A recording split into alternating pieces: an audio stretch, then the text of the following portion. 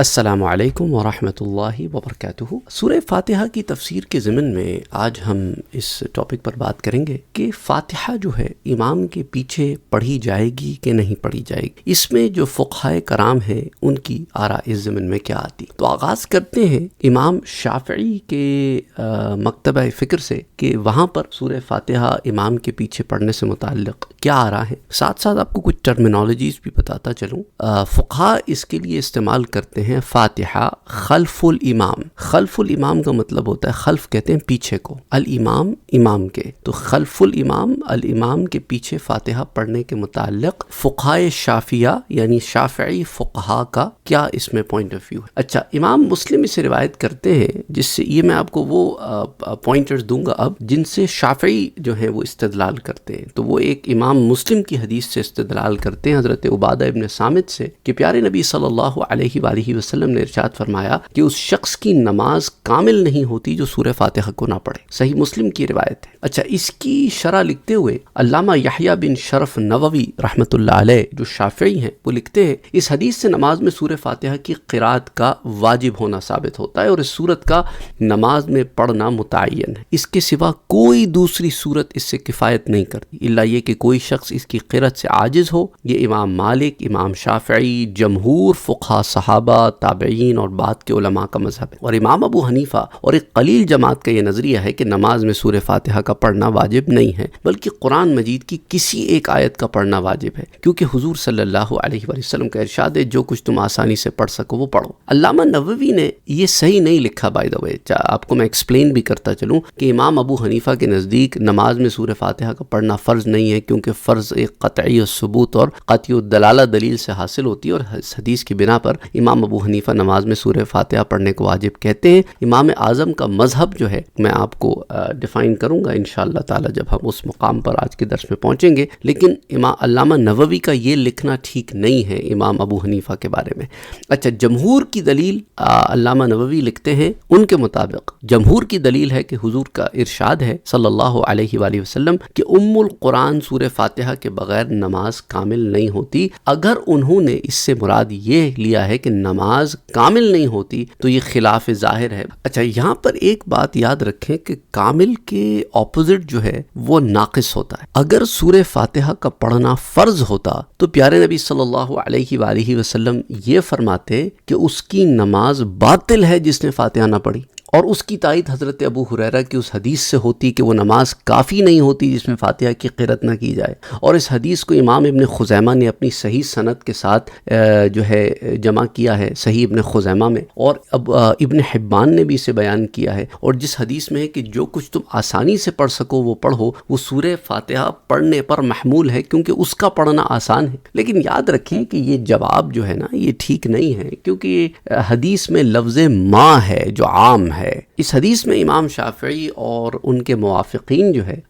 وہ یہ دلیل پیش کرتے ہیں، جو یہ کہتے ہیں کہ امام مقتدی اور متفرد سب پر سورہ فاتحہ کا پڑھنا واجب ہے، کیونکہ امام کے پیچھے جو مقتدی ہے وہ امام شافعی کے نزدیک وہ بھی پڑھے گا، اور وہ دلیل یہ پیش کرتے ہیں کہ حضرت ابو ہریرہ سے کسی نے کہا کہ ہم امام کے پیچھے ہوتے ہیں تو کیا کریں، تو حضرت ابو ہریرہ نے کہا کہ سورہ فاتحہ کو دل میں پڑھو، اس کا معنی ہے کہ اس کو چپ کے پڑھو جس کو تم خود سنو، اور بعض مالکیہ نے بھی جو اس کا یہ محمل بیان کیا کہ سورہ فاتحہ کے معانی میں تدبر کرو، یہ غیر مقبول ہے، کیونکہ قرات کا اطلاق صرف زبان کی اس حرکت پر ہوتا ہے جو سنائی دی جائے۔ اسی وجہ سے اس پر اتفاق ہے کہ جنبی یعنی جو حالت جنب میں ہو اور حائض اگر زبان کی حرکت کے بغیر قرآن مجید کے معنی میں تدبر کرے تو اس پر قرات کا اطلاق نہیں ہوتا۔ تو بہرحال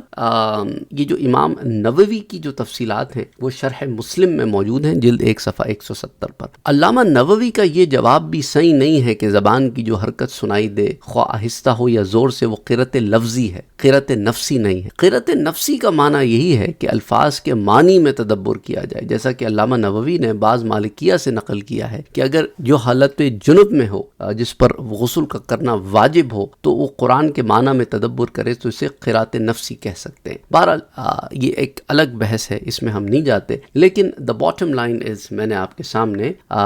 شافعی مکتبہ مکتبہ فکر کا یا شافعی فقہ کا جو پوائنٹ آف ویو تھا وہ میں نے آپ کے سامنے رکھا ہے۔ اب آتے ہیں کہ حنبلی حضرات جو ہے اس بارے میں کیا کہتے ہیں۔ تو علامہ ابن قدامہ حنبلی ضمن میں لکھتے ہیں کہ صحیح مذہب یہ ہے ان کے نزدیک کہ ہر رکعت میں سورہ فاتحہ کا پڑھنا واجب ہے۔ یہ امام مالک، امام اوزاعی اور امام شافعی کا مذہب ہے۔ امام احمد سے ایک روایت ہے کہ نماز کی صرف 2 رکعتوں میں سورہ فاتحہ کا پڑھنا واجب ہے۔ امام نقعی، امام ثوری اور امام ابو حنیفہ سے بھی اسی طرح روایت ہے، کیونکہ حضرت علی رضی اللہ تعالی عنہ نے فرمایا کہ پہلی 2 رکعتوں میں قرات کرو اور دوسری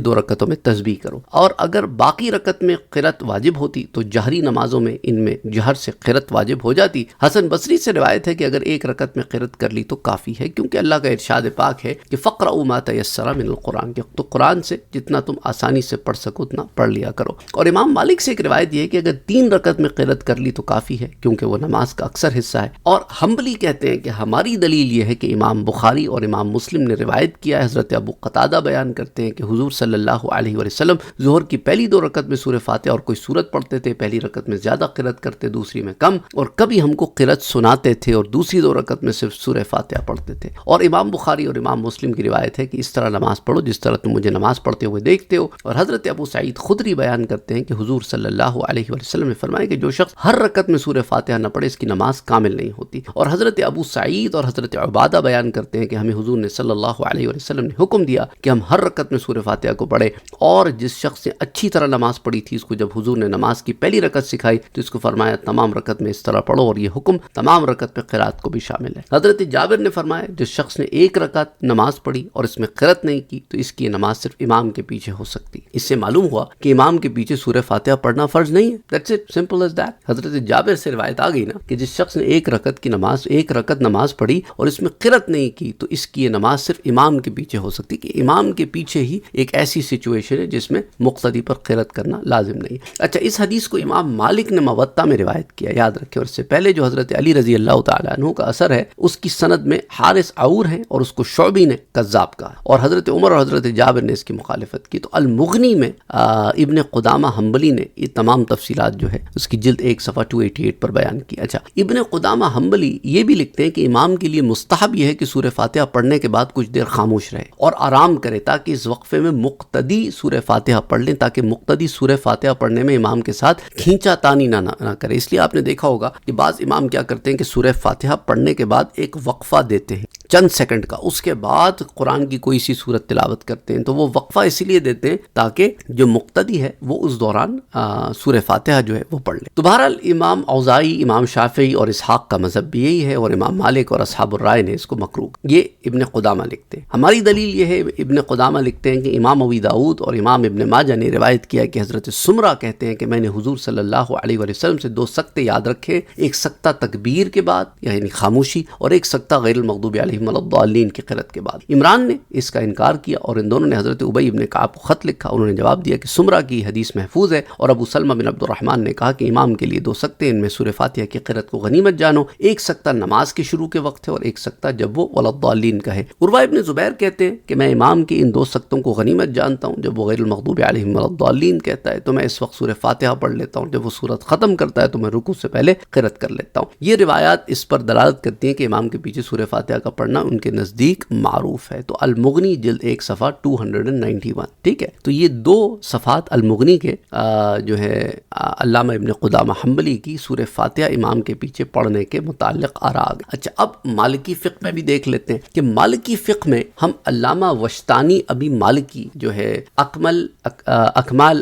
المعلم کی جلد نمبر 2 صفحہ 150 پر لکھتے ہیں کہ قاضی عیاض مالکی نے بیان کیا ہے کہ اشہب مالکی، ابن وہب مالکی اور کوفیوں کا قول یہ ہے کہ امام کے پیچھے کسی حال میں قرات نہیں کی جائے گی۔ صحیح مسلم میں حضرت ابو ہریرہ سے روایت ہے کہ سورہ فاتحہ کے بغیر نماز ناقص ہے۔ ان سے کہا گیا کہ بعض اوقات ہم امام کے پیچھے ہو، حضرت ابو ہریرہ نے کہا کہ اس وقت اپنے دل میں پڑھو۔ اس حدیث کا معنی یہ ہے کہ جب امام قرات کرے تو اس کے معنی میں تدبر کرو۔ تابعین کی ایک جماعت کا یہ قول ہے کہ امام کے پیچھے کسی حال میں قرات نہ کی جائے۔ وہ کہتے ہیں کہ صرف ہونٹ ہلائے جائیں اور خود کو بھی آواز نہ آئے، اور جس نے خود کو سنایا اس نے اچھا کیا۔ امام مالک اور ان کے عام اصحاب اور بہت سے متقدمین نے یہ کہا ہے مقتدی امام کے ساتھ سری نمازوں میں پڑھے اور جہری نمازوں میں نہ پڑھے، یعنی وہ جو آہستہ نمازیں پڑھی جاتی ہیں جیسے ظہر ہو گئی، عصر ہو گئی، اس میں تو مقتدی پڑھ لے، لیکن جس میں امام زور سے پڑھ رہا ہو جیسے عشاء کی پہلی 2 رکعت، مغرب کی پہلی 2 رکعت، فجر کی دونوں رکعتیں، ان میں پھر مقتدی پیچھے پڑھنے والا نہ پڑھے۔ تو یہ جو ہے امام مالک کا ضمن میں قول آ گیا مالک کی فقہ میں۔ اور امام احمد نے یہ کہا ہے کہ امام کے پیچھے سری اور جہری دونوں نمازوں میں سورہ فاتحہ پڑھے، یعنی اسی لیے امام احمد کے نزدیک پھر امام کو چاہیے کہ سورہ فاتحہ کے بعد وقفہ دے تاکہ مقتدی پڑھ لے اور اس کے بعد پھر وہ اپنی قرأت جو ہے وہ کنٹینیو رکھے۔ اچھا، امام شافعی کی اس میں 3 قول، ایک قول کوفیین کی طرح ہے جو کہ میں نے آپ سے پہلے اس میں ذکر کیا کہ امام کے پیچھے کسی حال میں قرأت نہ کی جائے گی۔ اچھا، اسی طرح ایک قول امام احمد کی مثل ہے کہ امام کے پیچھے سری اور جہری دونوں نمازوں میں سورہ فاتحہ پڑھے، اور ایک قول جمہور صحابہ اور تابعین کی مثل ہے۔ اور امام احمد اور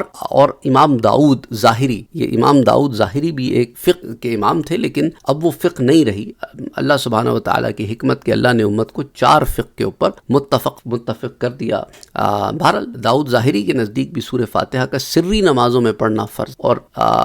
مالکی حضرات کہتے ہیں کہ ہمارے نزدیک اس میں اختلاف ہے، اور ایک قول سنت ہے اور ایک قول مستحب ہے۔ تو یہ مالکی فقہ ہو گئی۔ اچھا، اب احناف کے نزدیک آ جاتے ہیں۔ علامہ مرغنانی حنفی آپ لکھتے ہیں کہ مقتدی امام کے پیچھے قرأت نہ کریں۔ ہماری دلیل یہ ہے، وہ کہتے ہیں کہ حضور صلی اللہ علیہ وآلہ وسلم کا ارشاد ہے کہ جس شخص کا امام ہو تو امام کی قرأت اس کی قرأت ہے، تو امام کی قرأت مقتدی کو کافی ہے۔ سنن ابن ماجہ کی بھی روایت ہے اور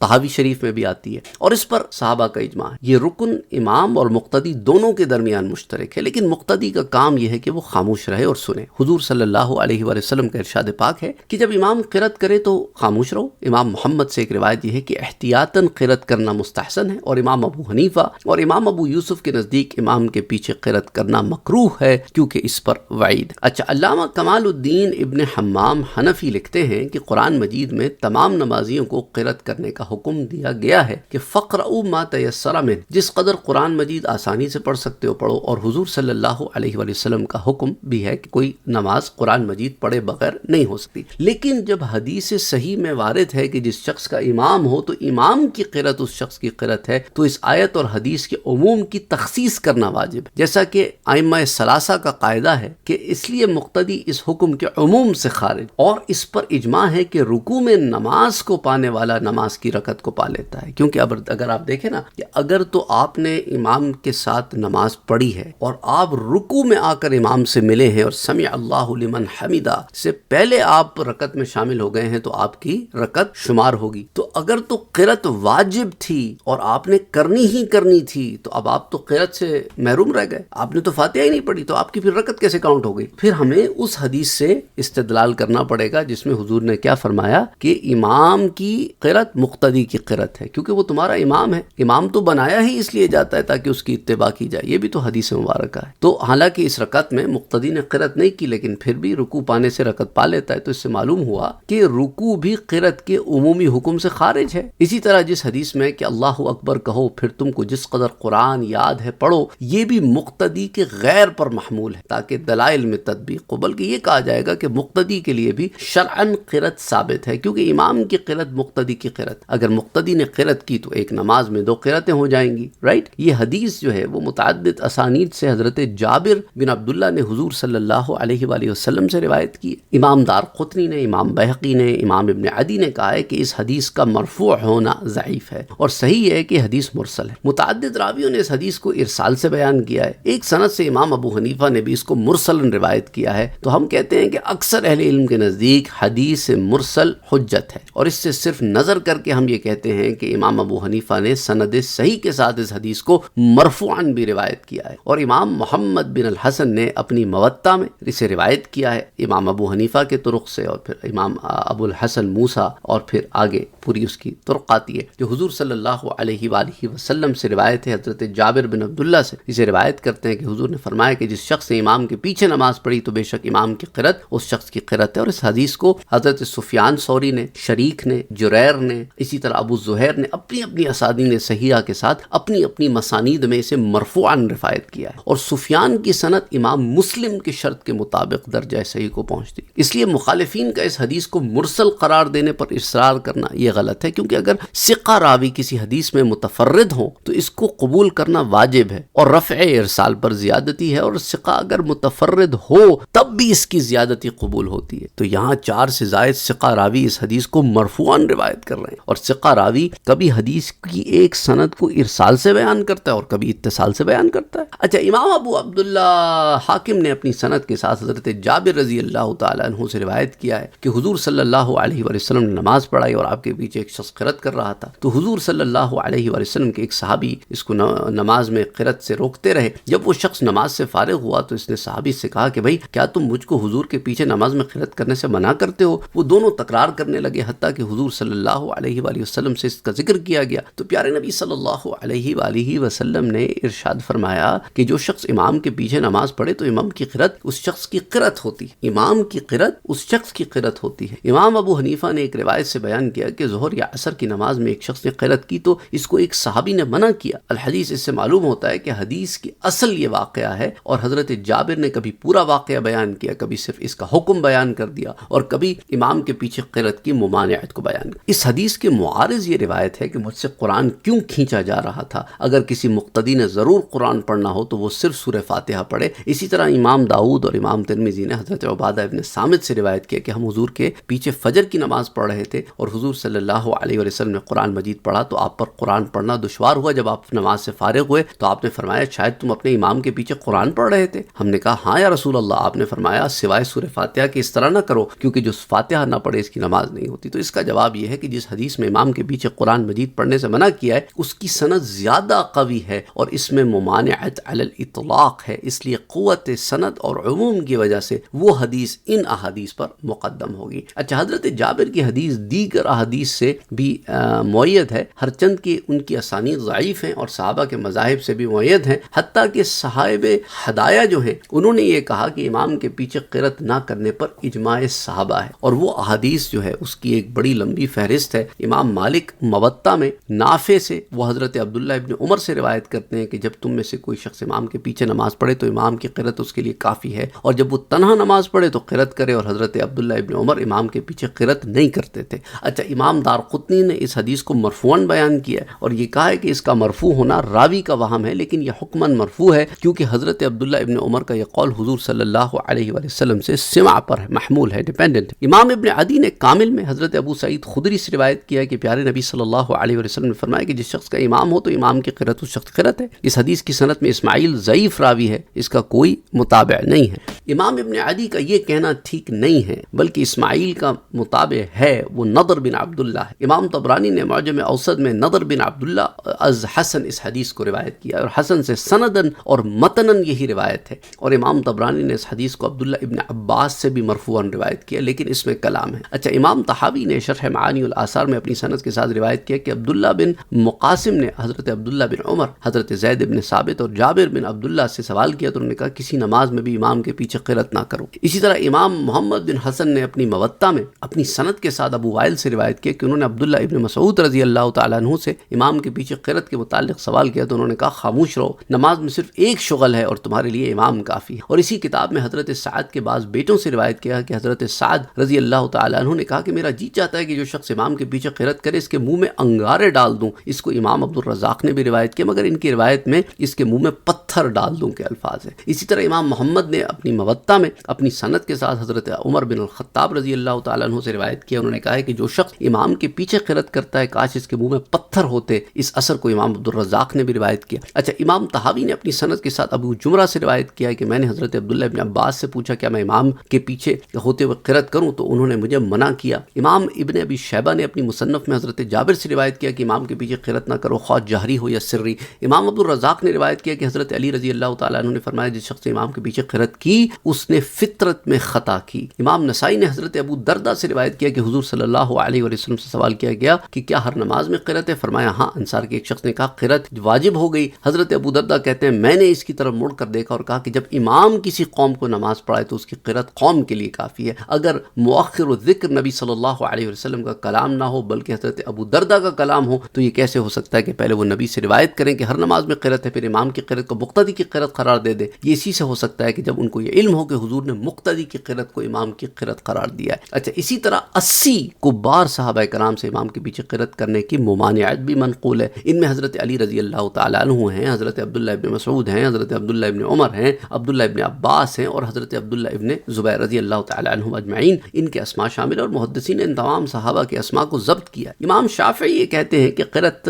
نماز کا ایک رکن ہے اور اس میں امام اور مقتدی دونوں مشترک ہیں۔ ہم کہتے ہیں کہ دونوں مشترک ہیں، لیکن مقتدی کا حصہ قرآن مجید سننا اور خاموش رہنا ہے، کیونکہ قرأت سے مطلوب کیا ہے؟ تدبر اور تفکر اور اس پر عمل کرنا۔ اللہ تعالیٰ قرآن کریم میں فرماتا ہے کہ کتاب انزلناہ الیک مبارک لیتدبروا آیاتہ، یہ قرآن مجید مبارک کتاب ہے جو ہم نے آپ کی طرف نازل فرمائی ہے تاکہ وہ اس کی آیات پر غور کریں، اور یہ مقصد اسی وقت حاصل ہوگا جب وہ قرآن مجید کو سنیں گے، جیسا کہ جمعے کا خطبہ ہے، واعظ ہے، تذکیر ہے۔ بہرحال اس کا سننا واجب ہے تاکہ اس کا فائدہ حاصل ہو، یہ نہیں کہ ہر شخص اپنے نفس کو خطبہ دینے لگ جائے۔ اس کے برخلاف باقی ارکان جو ہے وہ خشوع کے لیے مشروع کیے گئے ہیں، اور خشوع جو ہے وہ رکوع اور سجود سے حاصل ہوتا ہے۔ بہرحال اگر یہ اعتراض کیا جائے کہ یہ وجہ تو صرف جہری نماز میں درست ہو سکتی ہے اور قرأت خلف الامام کا اختلاف تو سری نماز میں بھی ہے، تو اس میں یہ فائدہ کس طرح حاصل ہوگا؟ تو اس کا جواب یہ ہے کہ قرآن مجید میں دو چیزوں کا حکم دیا گیا، سننے اور خاموش رہنے کا۔ سورۃ الاعراف میں آتا ہے کہ وَإِذَا قُرِئَ الْقُرْآنُ فَاسْتَمِعُوا لَهُ وَأَنصِتُوا لَعَلَّكُمْ تُرْحَمُونَ، اور جب قرآن پڑھا جائے تو اسے کان لگا کر سنو اور خاموش رہو تاکہ تم پہ رحم کیا جائے۔ اور امام مسلم روایت کرتے ہیں کہ حضرت جابر رضی اللہ تعالیٰ عنہ بیان کرتے ہیں کہ پیارے نبی صلی اللہ علیہ وسلم نے فرمایا کہ امام قرأت کرے تو تم خاموش رہو۔ امام مسلم نے فرمایا کہ حدیث صحیح ہے، اور صحیح مسلم میں روایت ہے، تو خلاصہ یہ کہ قرآن مجید اور احادیث میں دو چیزوں کا حکم ہے، سننے کا اور خاموش رہنے کا، اور جب امام زور سے قرأت نہ کرے اور اس کے لیے سننا ممکن نہ ہو تو اس کے لیے خاموش رہنا تو ممکن ہے نا، کہ مقتدی سے قرأت ساقط نہیں ہوئی، لیکن امام کی قرأت اس کی قرأت، حتیٰ کہ وہ امام کے ساتھ قیام میں شریک ہو جائے جو قرأت کا محل ہے۔ دوسرا جواب یہ ہے کہ ہم یہ نہیں مانتے کہ مقتدی کے لیے بھی قرأت رکن ہے، کیونکہ اگر مقتدی کو رکعت فوت ہونے کا خوف ہو اور وہ رکوع میں مل جائے تو اس کی نماز تو جائز ہو جاتی ہے، خواہ وہ بالکل قرأت نہ کرے، اور اس کے جواز پر اجماع بھی ہے۔ مثلا جب ایک شخص امام کو رکوع میں پائے اور اگر مقتدی کے لیے بھی قرأت رکن ہوتی تو اس عذر کی وجہ سے اس سے قرأت ساقط نہ ہوتی، جیسا کہ رکوع اور سجود اس سے ساقط نہیں ہوتے۔ اگر یہ اعتراض کیا جائے کہ کیا رکوع کے فوت ہونے کے خدشے سے قیام ساقط نہیں ہوتا، تو ہم کہیں گے کہ نہیں، کیونکہ اگر کوئی شخص رکوع کی حالت میں اللہ اکبر کہے تو یہ جائز نہیں، بلکہ اس کے لیے یہ ضروری ہے کہ وہ کھڑا ہو کر اللہ اکبر کہے، تو قیام کا فرض ادنا قیام سے حاصل ہو جاتا ہے، جیسے رکوع مطلقاً جھکنے سے حاصل ہو جاتا ہے۔ تو یہ تمام بحث جو ہے وہ فتح القدیر جلد نمبر 1 صفحہ نمبر 294 سے 297 تک 4 صفحات کے اوپر یہ بڑی طویل بحث جو ہے اپنی تمام دلائل کے ساتھ آتی ہے۔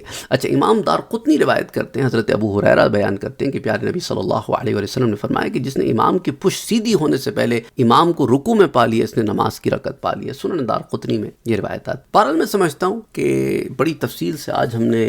چاروں ائمہ فقہ کی اس کے اوپر رائے جانی، انہوں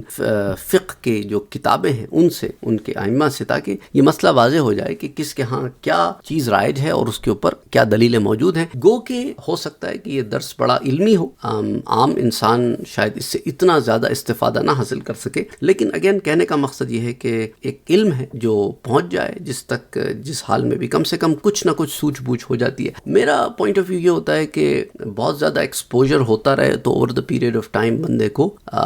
چیزیں پھر سمجھنے آنے لگتی ہیں۔ ہو سکتا ہے شروع میں چیزیں سمجھ نہ آئیں، اور اس کو میں نے خود بھی ایکسپیرینس کیا ہے۔ شروع میں بعض چیزیں جو ہیں وہ انسان کو کلک نہیں ہوتی لیس ایکسپوجر کی وجہ سے، but over the period of time you then start understanding those things, کیونکہ پھر آپ کو ایکسپوجر ہو جاتا ہے۔ کتنی ہی کتابیں میں نے یہاں ذکر کی ہیں آپ سے، ہو سکتا ہے آپ کے علم میں پہلے نہ ہو، لیکن اب آپ نے اسے سن لیا ہے، اب آگے بھی کبھی سنیں گے، یا پہلے بھی کبھی شاید مجھ سے ہی سنا ہو، یا کچھ ائمہ ہیں جن کا نام آپ نے مجھ سے سنا ہو پہلے، کبھی آج پھر سن لیا تو ایک یاد دہانی ہو جاتی ہے، تو یوں آپ کا علم بڑھتا رہتا ہے۔ تو بہرحال کچھ لوگ کہتے ہیں کہ بھائی سوشل میڈیا کے اوپر اتنی زیادہ علمی ٹاپکس نہ لائیں، لوگ نہیں سنتے، لوگ نہیں سمجھ پاتے،